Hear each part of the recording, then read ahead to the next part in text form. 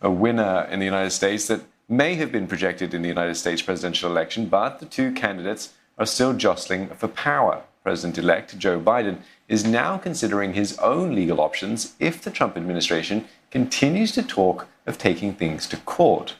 There's also speculation about whether the president will fire more of his senior officials. He's already sacked Defense Chief Mark Esper.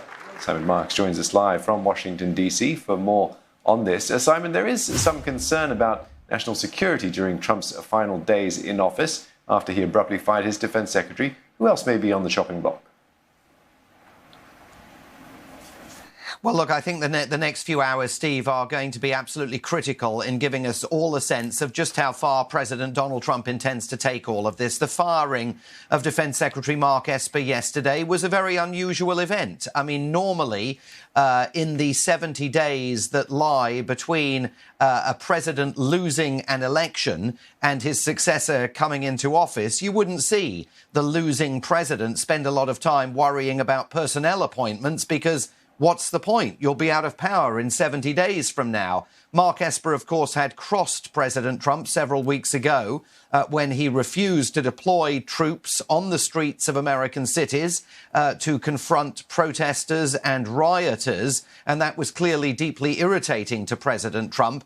Other people that we're keeping an eye on over the next few hours include the FBI director, Christopher Wray. President Trump expressed fury about him during the election campaign for having failed to go after legally both Joe Biden and Barack Obama, whom the president accuses of launching a coup against his government.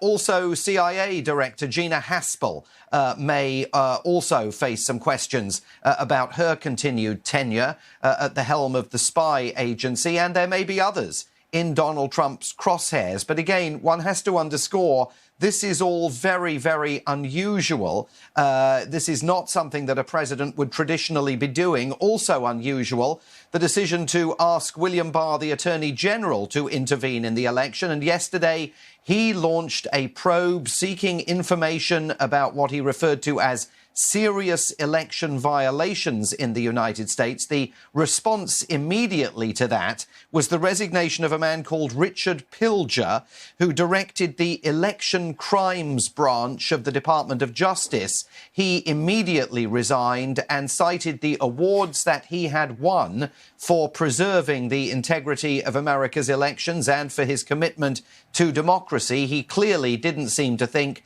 there was a lot of focus on real election integrity right now within the administration that he was serving.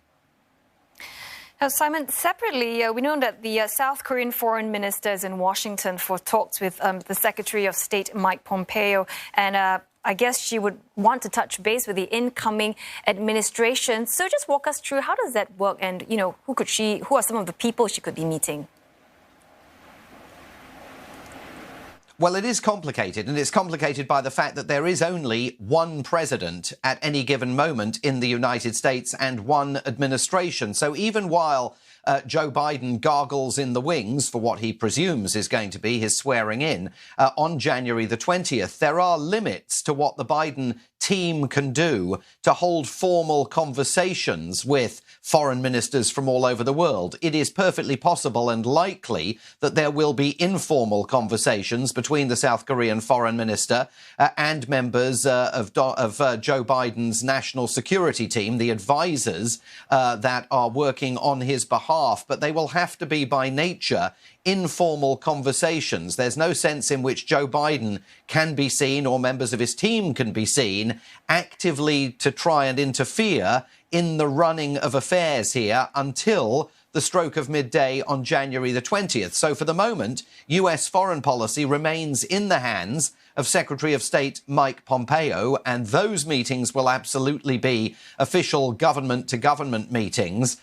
Clearly, the South Koreans are aware that a change is coming. They've already congratulated President-elect Joe Biden on his victory, unlike others in the region, including the government of China, of course. But those conversations with the Biden team will have to be informal, low-level, generally looking at the contours of foreign policy that may lie ahead without getting into any specific details or any particular pledges that either side may want to make to one another.